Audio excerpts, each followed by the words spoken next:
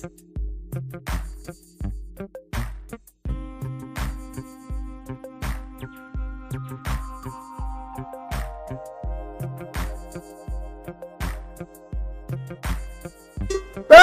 your seatbelts for the realest Eagles and Sixers YouTuber! One who plays no clickbait and gets to the point! The myth, the legend, Nicky Steves! Come to my channel, you know the deal. Yo, boy, always keeps sticks real. I'm simply statue, think they slate, dropping unrealistic mad. 2K takes for the clip. Even though cats like that get views closer to the milli, never hear me preach, LeBron to Philly. Before you watch the Eagles all the way through the early 22, authentic talk, forget what others do. Come to my channel, you know the deal. Yo, boy, always keep things real. The 24/7, 365 way. Sports content for the reals to fill the day.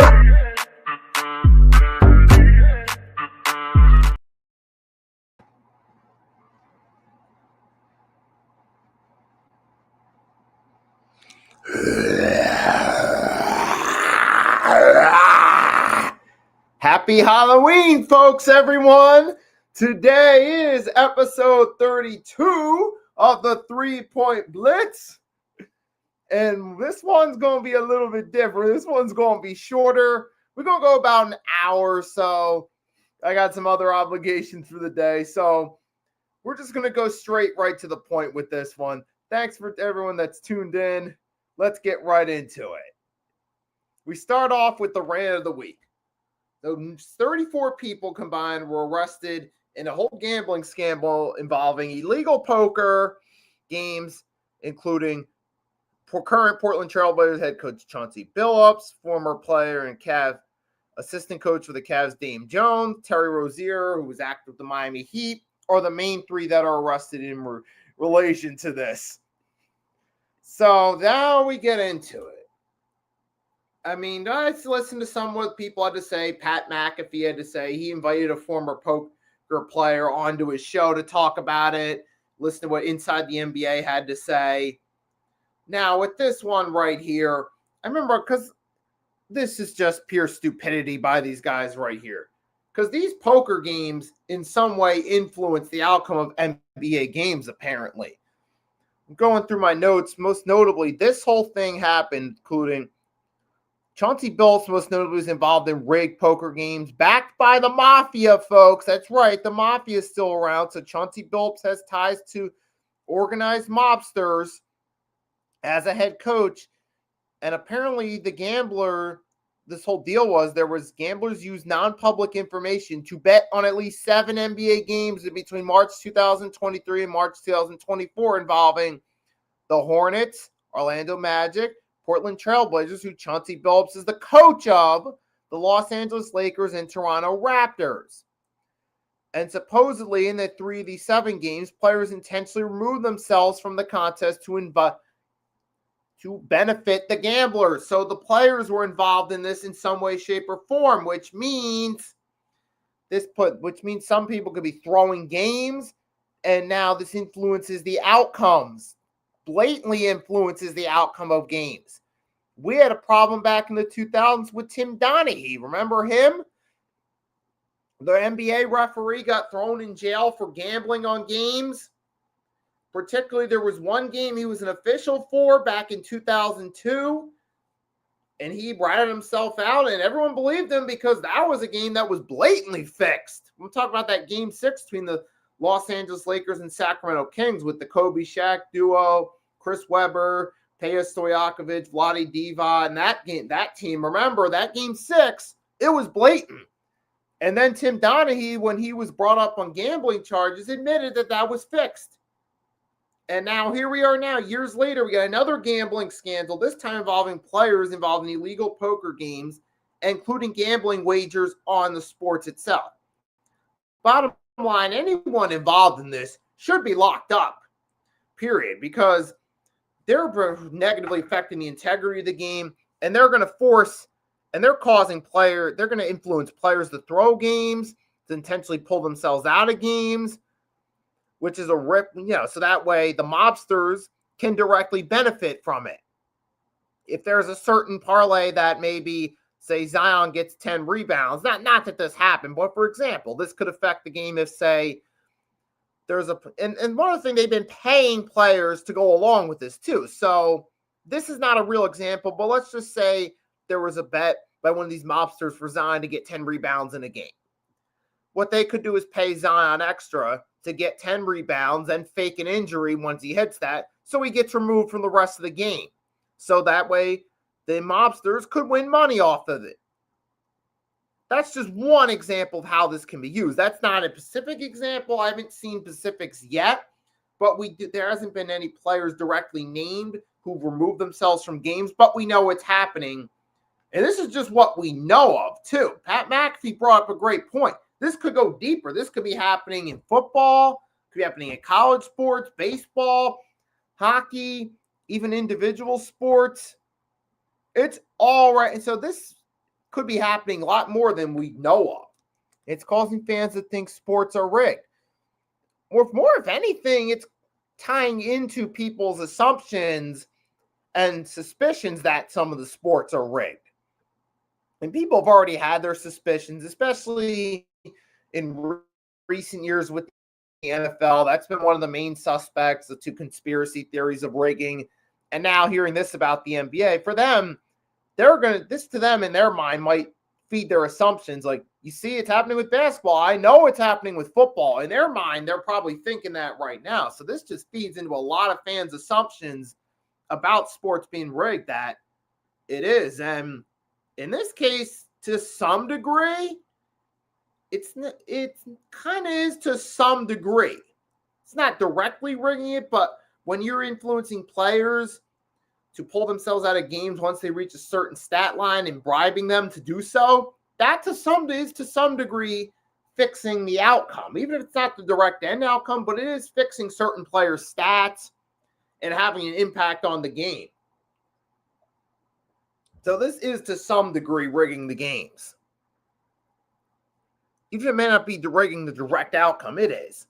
And anyone involved, Chauncey Billups, especially him as a head coach, because then he could be coaching his own team to throw games, or he could be intentionally pulling players out of games, or it could be intentionally putting out the bench or something if it's going to have a direct effect on the outcome of a game. That's something you don't need. And then Terry Rozier again. Now, he's been called out, so he might be one of the guys doing it.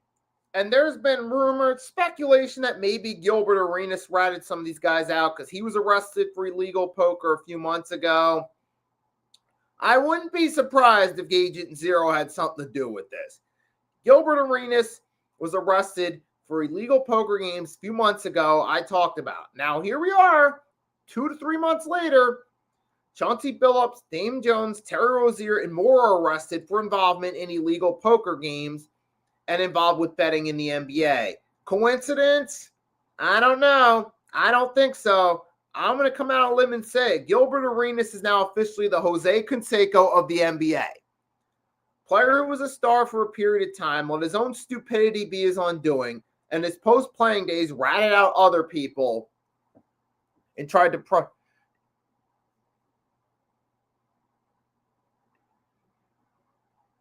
Oh, yeah, and the referees, that could be another rant of the week for another episode.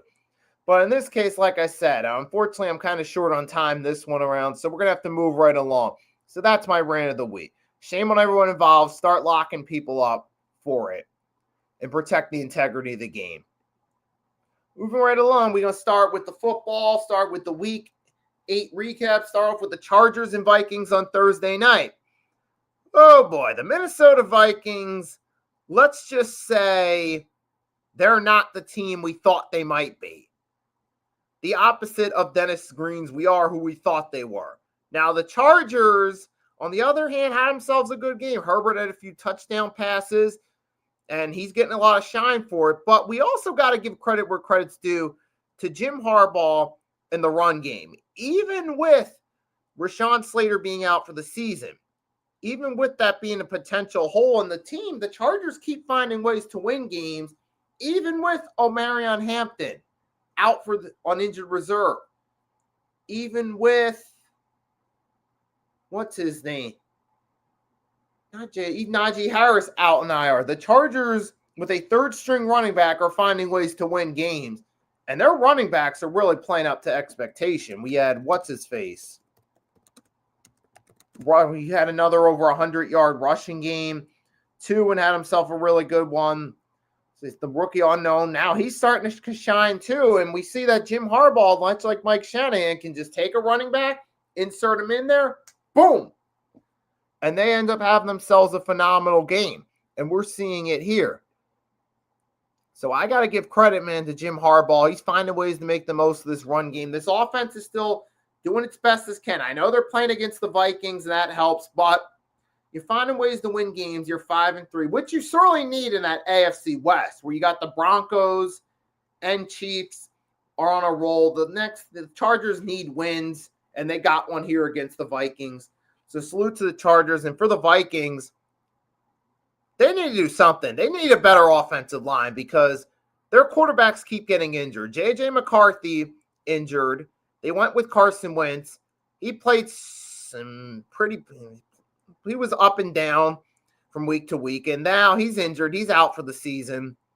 Do we go and get Joshua Dobbs back? But the Vikings, they also need help on the offensive line to protect their quarterback too, not just the quarterback itself. And there's a lot of red flags for the future there. But for the Chargers, congrats on the win. They keep rolling. The run game, no matter who it is, you insert them in there, they do well. Justin Herbert's doing good in these games, but so congrats to the Chargers on the win. Take the free win, move right along. Now in the shocker of the week, oh boy, the Miami Dolphins beat the Atlanta Falcons. The offense actually showed up. I'm like, wait a minute. Weren't the Falcons supposed to have one of the better defenses in the NFL? Granted, they're kind of a mediocre team, but aren't they supposed to have one of the better defenses? I thought. Didn't they keep the Buffalo Bills offense in check? Now, all of a sudden, the Miami Dolphins, who've been struggling all season, score 4 touchdowns. Tua throws 4 touchdowns to 4 different receivers. Kirk Cousins came in and stat padded, but the offense couldn't get moving. They only got 10 points against the Dolphins. I know it's been nearly a year since Cousins played, but still, you would think the Falcons, Bijan Robinson, and having a few decent weapons would be good enough against the Dolphins for Cousins to at least have a good enough game, but the opposite ended up happening. Falcons couldn't get moving on offense. Their defense couldn't stop a struggling Miami Dolphins team. Now, Tua had himself a really good game here. I'd say, look, Tua, congratulations. Take the game, take the win. And Falcons, man, the most inconsistent team in the NFL right now. I'll just put it that way. They still can't get over 28-3, can they? But congrats to the Dolphins, Falcons. We'll see where you go from here. Moving right along. This was a bit of a surprise considering that this team's been struggling. The Baltimore Ravens, though, took care of business with a 30-16 win against the Bears. Now, if you would have told us back during week 1, the Ravens are going to meet the Bears 30-16, back during week 1, that would have been the expected outcome. But in between weeks 1 and 7, it just happened. Something really weird happened, and now all of a sudden, yeah, exactly. Falcons, yeah, they're a roller coaster. They're like a roller coaster ride. Just lots of up and downs. And the Baltimore Ravens, I was saying, you would have thought the Ravens, based off what happened between weeks 1 and 7, actually the Bears were expected to maybe win this game. They had the better record. Ravens were the struggling team. But to be fair, what happened was you had the Bears were down. Their secondary was depleted. And their defense couldn't stop Derrick Henry. Derrick Henry had a pretty good game in this one. And even Tyler Huntley against that battered Bears defense had himself a good game.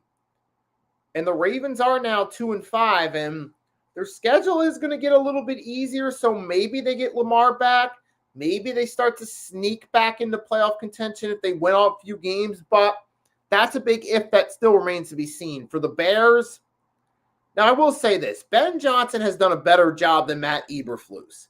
I'll give him that. But the Bears are still not a complete team. And Caleb Williams, so far it's not looking like he's the long-term guy for this team. It's just, I'm not seeing it, because with the Bears offense this year, they mainly rely on their run game. And DeAndre Swift, we saw when the Bears win, DeAndre Swift usually plays well, but this go around, DeAndre Swift couldn't get going. Caleb Williams didn't impress. And the Bears secondary is depleted. Tyler Huntley had a good game, and Derrick Henry had a good game. But it's performances like this why I'm not sold on the Bears. I just see them middle of the pack team. Granted, you got a better coach than you had last year with Eberflus so far, but I don't see this team really being anything special. For the Ravens, if they get Lamar back, maybe they go on a run, maybe not. But that remains to be determined. Especially with the Steelers losing, dropping 2 straight, that could help the Ravens if they just start winning. But that's another subject to talk about. But where they also received help, the Ravens got it from an unlikely source. The New York Jets. The New York Jets beat the Cincinnati Bengals. Okay. Well, we can say this one. This is what happens when you have a team like the Cincinnati Bengals who have a good offense, but a dumpster fire defense. Usually get these high-scoring games. In some cases, they often lose close high-scoring games. And with Flacco, I'll say this. Flacco in recent weeks has been good on offense with the weapons around him. But you're talking about, what, the 40-year-old Joe Flacco, too? This is not prime Flacco. And with all due respect to Flacco, he's not the same tier quarterback as Burrow when Burrow is healthy. So there's even then with Flacco doing really well at this offense. He's not the best quarterback in the NFL, with all due respect. And that defense is an absolute dumpster fire. And see, even though the Jets' record says they're dumpster fire, which they are in terms of wins, they are a scrappy bunch. Even in their losses, we've seen the Jets. They're competitive. Even against Tampa Bay, they put up a good effort. They put up a fight against Pittsburgh. So there's at least effort and there's fight from the Jets. Even though it's not resulting in wins, there was at least effort. So this was the perfect matchup, particularly against the dumpster fire defense, for the Jets to do just enough to get the win, and they did just that. Now, maybe the owner's comments lit a fire under Justin Fields when he stepped in. Maybe it was the Bengals' dumpster fire defense. Maybe a little bit of both. I'm leaning toward those both. Now, I'll say this about the Bengals. Bengals are, if you're a fan of offensive football, they are an exciting team to watch. Usually their games are close, high-scoring games. You can rely on them usually being fun to watch. We saw with Pittsburgh Thursday night a lot of offense. We saw 2 days ago against the Jets a lot of offense. Now, that's good from a fan perspective. If you don't have a dog in the race, you get to enjoy the show. But for the Bengals, it's their biggest Achilles heels for years. They haven't properly addressed the defense. They took Jamar Stewart, a raw prospect on a struggling defense. They didn't pay Trey Hendrickson a true long-term contract. It's just so many. There's so many woes about this team. It's just ridiculous. It's just absolutely ridiculous. But again, I feel bad for the Bengals offense. I feel bad for their players that it's happening, but it is. And the Jets, they get a win, so they won't be winless. But now the race for the tank's on, though. It's the Jets, the Saints, and the Titans. We'll see who wins out. Moving right along. Now, the AFC East division rival Buffalo Bills got a much-needed win against the Carolina Panthers. You had Cook had a really good game on the ground. Josh Allen continued his streak scoring. He got a rushing touchdown, and the Bills got a much-needed win. They got the bye week after 2 straight losses, which they certainly need to keep track with the Patriots, and they did just that, decimating the Carolina Panthers. And they had a great running game against a pretty good run defense. So I'm going to give Josh Allen the Bills credit. Now, at this point, the race in the AFC East is to see what happens between the Bills and the Patriots. But fun fact, all 4 teams in the NFC or the AFC East actually won their games, including the Patriots. Now, as of now, the Patriots beat the Cleveland Browns. first half was looking like a very low-scoring, skittish game. Patriots were up 9-7. Then they scored on all three of their drives in the second half. They got a little bit of help from their run game on some of those scoring drives. Trayvon Henderson had himself a pretty decent game. You had Drake May had a passing touchdown, even had a rushing touchdown. Patriots came on in the third quarter and really played their best football on offense, and it was good enough to lift them to over 30 points in a win over the Browns. And the best part for the Patriots is they have an easy schedule. They can just cruise through it, take advantage of the teams like the Cleveland Browns, the Carolina Panthers, the New Orleans Saints of the NFL, and win a bunch of games that way. You also got the Jets and Dolphins in your division that helps out. This Patriots team, now they've won 5 straight after 1-2 start. They could very easily end up making, maybe even come down to the wire between them and the Buffalo Bills. But I do believe either way, Patriots are going to make the playoffs the way they're going right now. Barring serious injuries, they're on pace to make the playoffs at least, if not win the AFC East. But it's going to come down to the wire late in the season between the Patriots and Bills. We just got to wait and see how it plays out. Moving right along, then here was the upset of the afternoon.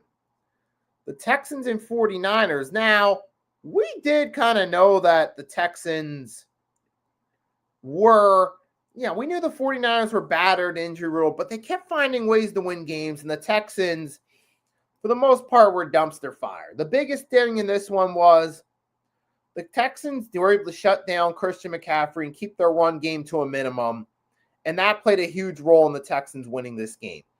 C.J. Stroud, he was pretty solid in this game. He had a few touchdown passes. And the Texans, actually, they did a pretty good job. They were on a roll. In this one, they took care of their business and won this game. So congrats to the Texans. While they are down, they're not out yet. Oh, wait, and here's a fun fact, too, but real quickly, going back to the Jets game, just for a quick second. There's something I forgot to say. The fun fact about that game is the New York Jets ended up winning the game with a touchdown pass from Breece Hall, who now becomes the 4th running back in Jets history to do so. 4th non-quarterback to throw a game-winning touchdown pass in the final 2 minutes or overtime, joining Rod Gardner from Washington in 2003, Curtis Martin in 2000 with the Jets, and Paul Cruz from 1977 with the Vikings. So congrats to Breece Hall there on that historic feat. But back to the Texans and Niners. I mean, the Texans got the win. I'll give them that. But I think the Niners, this might say a little bit more about the Niners, though, as well, being that this might be the point where the injuries finally catch up to them. And when the Texans, they got a much-needed win because they're still on pace. They could maybe sneak in the way it's looking with Indianapolis. Indy's probably going to win that division. I don't see anyone catching up to them in the AFC South. They're just rolling, bulldozing through teams. They're going to need Indy to go on a losing streak and to just win out late in the season. Now, is there a chance the Texans could, if they start winning games, maybe get the 7th seed? Maybe an outside shot, but we got to wait and see how that plays out. For the Texans, they got a needed win, but are still long-term concerns. Niners, got to wonder, is this the point where the injuries finally catch up to them? Big question. But moving right along, we got one more game we got the Eagles and Giants. I talked about this yesterday. The Eagles went out there in their Kelly Greens, took care of business, keep that winning streak going. Saquon had over 100 yards. Tank Bigsby had over 100 yards. Jalen Hurts reached the 100 touchdown mark for his career. So Jalen Hurts now officially has 100 touchdown passing on his career. And the Eagles get the revenge on the Giants. They're 6-2 headed into the bye. They stay in first place in the NFC East. It looks like momentum's rolling back in their favor. For the Giants, this was an unfortunate loss. Not just the game, but unfortunately, Cam Skattebo suffered a serious injury, a gruesome ankle injury. He was carted off. He had to be rushed to a hospital, and he had emergency surgery Sunday night. I mean, it was gruesome scene, though. Unfortunately, I didn't see the ankle itself. Unfortunately, they didn't show the replay of it. But that's a sad injury. Do I believe Scadaboo will try to come back? Yes, but it's going to be a tough injury, especially for a running back to come from and get back to the previous production level. But prayers up to Cam Scadaboo on a full recovery. And congrats to the Eagles on getting the win, staying 6-2 and staying in control of their destiny. Now, moving right along to the 4 o'clock games, but this time around, I'm not going to take a break. Because like I said, I'm kind of short on time, trying to do this in an hour, so we're just going to go right through with it. Buccaneers Saints. What can we say? The Tampa Bay Buccaneers did what they needed to do. Now, as far as this game goes, we got an Anthony Nelson pick 6. Antoine Winfield Jr. covered a fumble, intercepted a pass. Kellen Moore, bench Rattler for Tyler Show, but they couldn't really do much. This was mostly the Buccaneers' defense obliterating the Saints and bending them to their will. That's, for lack of a better term. Buccaneers take care of business, get an easy win to bounce back from the Lions loss. So congrats to the Bucs. They stay in control of the NFC South. And now we just see where they go from here. Tyler Show, maybe he'll get the start, but I'm not too optimistic about his odds. Moving right along, Colts and Titans. What can I say about this game? This we're going to kind of breeze through because I want to dedicate more time to the other game. Colts took care of business. They did what they needed to do. Win as expected. That's what a top-tier team does. Indianapolis is looking like the class of the AFC right now, so congrats to them on their win and continuing momentum. Moving right along, Broncos-Cowboys, we actually going to have a little bit more to talk about here. This was in-game paper going into it. This was a possible upset because, the Cowboys offense had been playing really good. Dak had been carrying the team. Excellent. Cowboys have been getting a lot of games over 30 points. Even with a dumpster fire defense, they were competitive.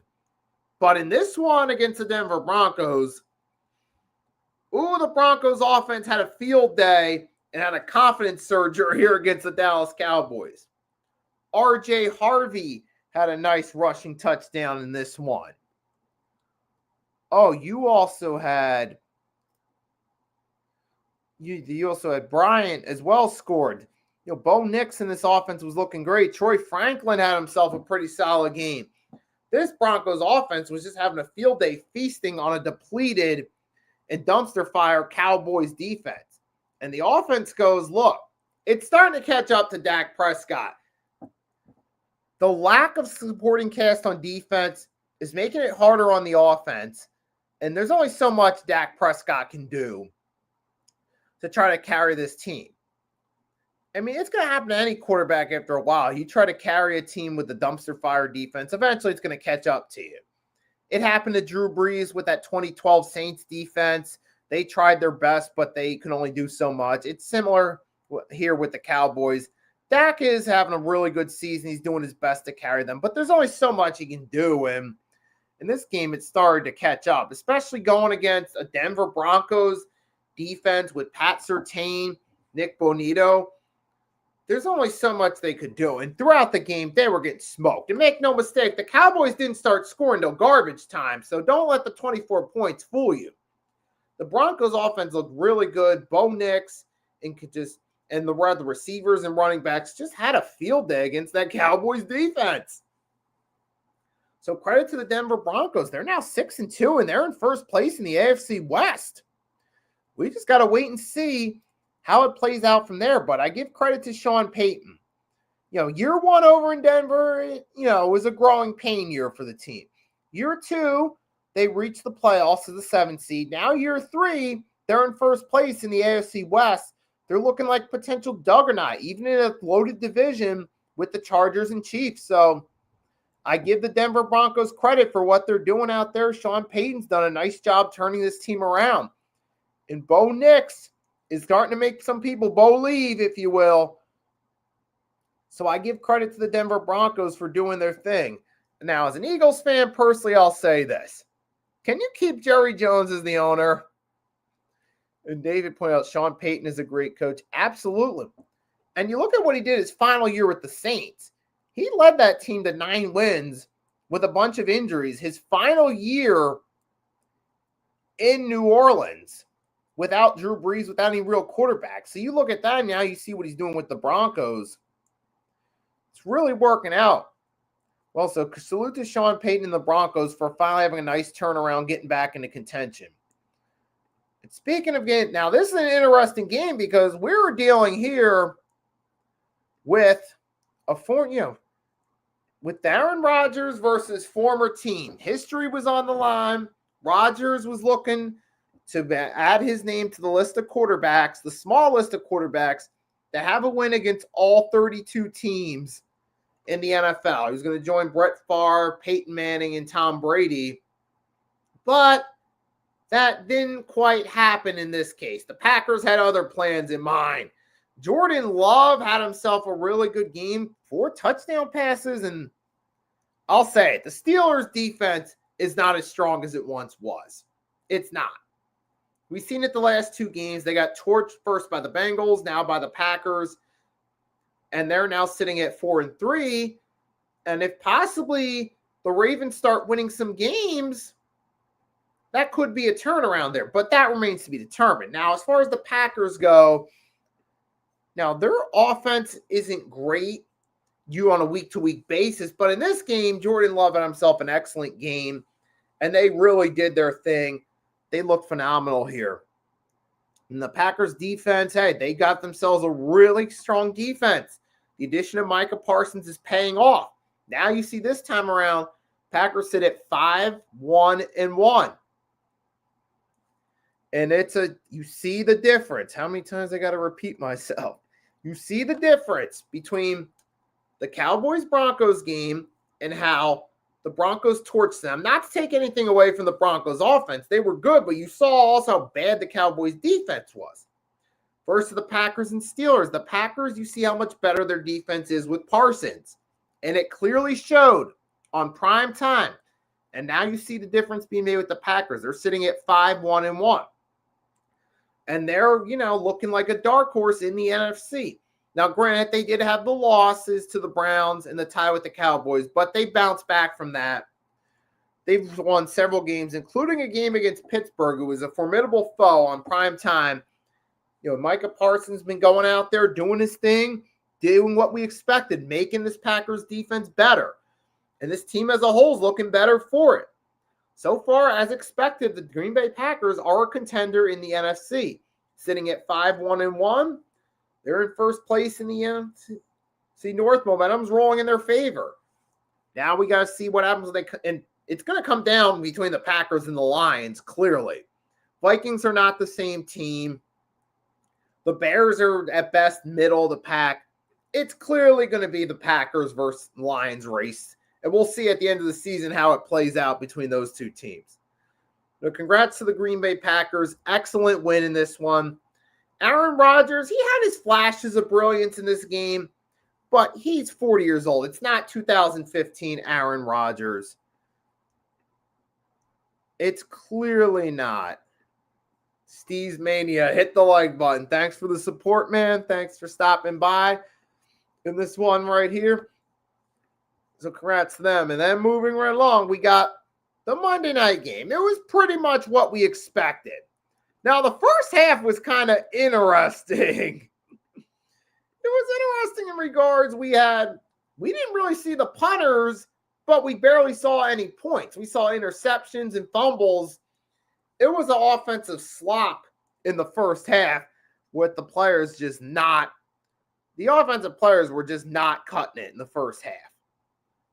It just wasn't happening. But then in the second half, they started to turn around. Mahomes finished with 299 on passing yards. He did have 3 touchdowns, found Kareem Hunt twice, found Travis Kelce. And now Travis Kelce made history too. He tied Priest Holmes for most touchdowns in Kansas City history with 83 scores. So salute to Travis Kelce on that nod. And for those saying that his engagement to Taylor Swift was getting to him, well, guess what? He's starting to turn back to football form now. And Arku says, I was at the Thunder Mavs game last night. How did it go? So Arku pointed out, shout out to Arku. He got to go see his Oklahoma City Thunder live against the Dallas Mavericks. That game, but let's see. You guys going to win the division for sure now. Right, referring to the Eagles, especially after that performance the Commanders. I mean, look, as far as Washington goes, let's just say this while we're on that subject. This is what happens when the injury bug catches up to you. It's hard to repeat expectations from the previous year. And another reason why, too, the NFL had there was injuries. It's hard when your starting quarterback's missing most of the games, and he pretty much carried the way for you last season, was the clear-cut rookie of the year. When you don't have that guy in the lineup, it's hard to repeat the efforts from the previous season. And considering Washington has the oldest team in the NFL, they don't have the right blend of young guys and veterans. Like, you see a perfect example. Sixers are playing good so far. No one else is good in the NFC East. Exactly. And with Washington, you don't have the right blend of veterans and younger guys. Like the Seattle Seahawks are a perfect example. They got the right blend of young talent and veterans, especially on the defensive side of the ball. And that's helped them out to a really good season. Whereas Washington has the wrong blend of too many veterans, and now it's starting to haunt them, and it's hurting their play on the field. And then, so you see that coming back to haunt them. And then, but for Kansas City, congrats on the win. Now they're starting to roll. They're at 5-3. They've won 4 of their last 5, and they keep pace with the Chargers and Broncos. And like I said, AFC West is going to be the most interesting division in football. First, you got the AFC West. In the AFC, you got the Broncos leading the pack, but then you got Kansas City and the Chargers both sitting at 5-3, scratching and clawing right behind them. And the Chargers already have wins over Denver and Kansas City during the regular season, so don't count out their odds. Even though it's looking like a long shot, they still do have a chance of beating them out, considering they've already beat those two teams head-to-head. We're still going to wait and see how that plays out, but that's the most interesting division. In the NFC, it's clearly the NFC West. Now, most of the teams were on bye this week, but I think in that division, you still have the Niners. While taking a loss to the Texans, they still have a winning record and still have a good roster. You got the Rams and Seahawks sitting at 5-2, fresh off bye weeks, coming back rejuvenated. Both those teams have looked really good. It's going to be an interesting three-way race with those teams. Now, the Niners look like the long shot with the injuries, but remember, they did beat the Rams head-to-head already, and the Niners have had the Rams number in the regular season in recent years, so don't be surprised if it goes down that way. That game didn't matter much. Everyone's talking about Game 3 of the World Series. Right, 18 innings, the Dodgers win. That's insane, man. If you're a baseball fan that likes to sit down for hours and hours at a time, you had a great game nighttime last night. Now, for those like me, that's one of the things that's hard for me to really get into it because I'm not really a big fan of sitting for hours at a time. But one thing's for sure we can't take away. The Dodgers are right on the cusp, ready to repeat. So congrats to the Dodgers on their hard-fought win, and we'll see what happens from there. I might glance at the World Series a little bit just for something to watch, but I don't really know enough to come on here and talk about it. But then moving right along, like I said, we're kind of on shorter time this week, so we're going to kind of wrap this thing up a little bit more. Start NFL Week 8 winners, and I'm going with the orange because it's Halloween week, hence, David, the beginning. No, I don't follow. I did for like a year when I was younger, like in the mid-2000s. For like about 2 years, then I kind of started to lose interest in it. That was like that mid-2000 point where the Tampa Bay Lightning and the Carolina Hurricanes were winning cups. But then after that, I started to slowly lose interest.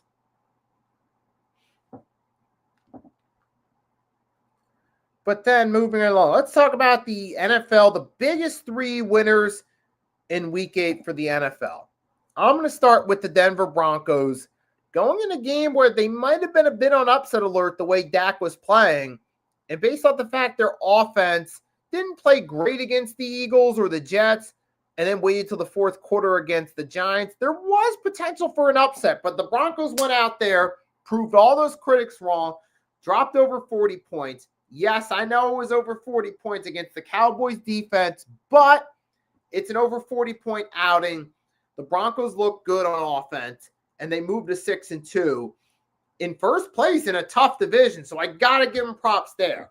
Getting 6 wins is much needed in that AFC West, and the Broncos certainly did their job asserting themselves with a win. Now, it may not always be pretty, but they're winning games week to week, and that's what matters most. So that's the first area right there. They got good talent on offense and defense, and Sean Payton's putting it all together. The second one, I got to go to the Green Bay Packers. The trade's paying off. You're sitting at 5-1-1.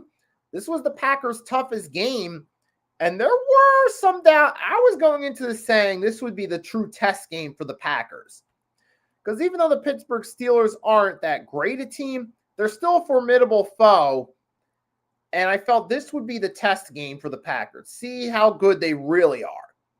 Is their record just a product of having some of the right teams on the schedule, or are they really a good team? And they proved in this one they can be a good team, and they're contenders in the NFC. So for that, I consider the Packers big winners because they won that test game, and their defense looked good in this one. Parsons had a sack, continuing to pave the way, continuing to lead, and this defense is really strong. And as well, your offense actually looked really good here. Jordan Love had a good game. Maybe this could help with his confidence. So I'll consider him a winner for that one right there. And I'm going to give credit where credit's due. The Green Bay Packers were big winners in this one. And the last one I'm going to go with on this one is going to be the Philadelphia Eagles. Because, yes, even though they are my team, but I think this is really the first time I picked them as the big winners because this was a trap game going into it against the Giants after what happened the last go-around week 6. And the Eagles did a complete 180 from their week 6 performance and decimated the Giants. Don't let the 20 points fool you. That final score came in garbage time when the Eagles were well up. Eagles dominated this game. Saquon Barkley had a really good game. Tank Bigsby had a good game on limited play. You had Devontae Smith was good in the role. Jalen Hurts continues to have an excellent season as a passer. Jalen Carter brought some life to this Eagles pass rush with 5 sacks. Excellent win going into the bye. Stay in control in that NFC East. Move on to 6-2. Excellent for the Eagles there. Now, moving right along, I don't even know why I hit the Eagles score recap. I should have kept on week 8 winners. Now, the 3 biggest losers for week 8 in this one, I'm going to start with the Atlanta Falcons because even though they're a mediocre team, it may not seem like a big thing that they lost, but losing to the Miami Dolphins the way they did, getting blown out, and letting Tua Tagovailoa look like a star again, which we haven't seen all season, is an absolute embarrassment. When the Falcons, I know they're, like I said, they're mediocre, but they should have been able to win this game. This was a winnable game, and they blew it. Ultimately, not only did they lose, but they lost in embarrassing fashion. Now, if this would have been a close game and the Dolphins would have edged them out with a win, then I would have just been like, okay, the bad team edged out the mediocre team. But nah, the mediocre team got embarrassed by the Miami Dolphins. Enough said about them. Next ones are the same. Now, I was kind of leaning toward the San Francisco 49er. I'm going to go with the Cincinnati Bengals because you lost to the Jets. Or I'll go with the Bengals defense particularly. You couldn't even hold off the winless Jets. I mean, come on. Your offense put up 38 points. That should have been enough, but you didn't. Your defense bombed, and you ultimately lost to the Jets. That's an embarrassment right there. Kirk Cousins sucks. We have to start this combo again. Oh, please, don't even. And the final big loser for the week, the Minnesota Vikings. Against a team like the Chargers, they went out and got absolutely embarrassed. Nothing went right for them. They couldn't run the ball. Carson Wentz is out for the season.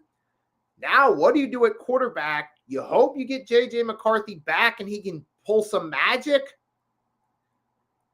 But that's going to be kind of hard with J.J. McCarthy missing his entire rookie season and most of the early portion of his second season. And then worse off, you couldn't even stop the Chargers' run game or their passing game. That's why my cousin, who's a Vikings fan, can't stand them. Oh my gosh, the Vikings, Jesus. He was referring to the Kirk Cousins conversation because he had that conversation, I'm sure, plenty of times. But I don't want to remind you too much of it. But Jesus Christ, man. Absolute abomination there by the Vikings. Falling short and now having a lot of long-term questions. Before we go on this one, I'm going to just real quickly talk about NBA opening week. Now, I'm not going to say a whole lot yet because it is the only first week of the season. Unfortunately, the opening week kind of got overshadowed by that whole gambling scandal, which I ranted about earlier. Now, as far as the opening week itself goes, I'll say this.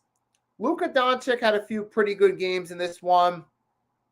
Now, the Lakers as a team, though, looking like at best they might be mid or maybe like the 2023 Mavericks where they just don't live up to expectations. But it's way too early in the season to tell. Now, the Sixers so far, they got some exciting young pieces. Maxey, Edgecombe, looking good so far. So I'll give them, that's nice right there. But the defending champ OKC Thunder have won some games. Rockets went out there. Wemby has been really balling out this so far. We'll see how that plays out as the season goes along and how the Spurs come along as a team. But I'm not going to say too much yet. In the Rockets, yes, the Rockets did lose 2 games. Durant fell out in the opener, but it's still early in the season. To be fair, the Rockets did have themselves a good performance against the Thunder, even in defeat. But like I said, it's early in the season. We got a whole season ahead of us. Let's see what happens. Let's see who makes it through the season healthy, what trades go down mid-season. Let's just let it play out, see how this goes down. But like I said, I'm kind of short on time for this one. I got some other things to do today. So this episode was only about an hour long. Next week, though, we should be back to the formula of having the hour-plus long shows where I actually take some time to talk in detail. But all I'm going to say is this. Sorry if this was shorter than expected, but it's just a one-week deal. But thanks to everyone that tuned in, Arku, David, and everyone that always shows up. Thank you for your support, especially Arku and David. You're my most loyal 3-Point Blitz followers, so thanks again for your loyalty. And I'll certainly be back next week for episode 33. And anyone else that stopped by, whether it be for a few minutes or not, thanks for your support. I hope you enjoyed this episode. So with that being said, I kind of do have to get rolling in this go around. So that being said, but you'll catch me later tonight by 8 p.m. Eastern Standard Time, exclusively on the Hardcore Sports Network. Me and Agent Warrior hosting Week 9 of NFL Pick'em. Check us out then. So with that being said, I got to get going. Thanks for tuning in. Hope you enjoyed this episode. Until next time, peace.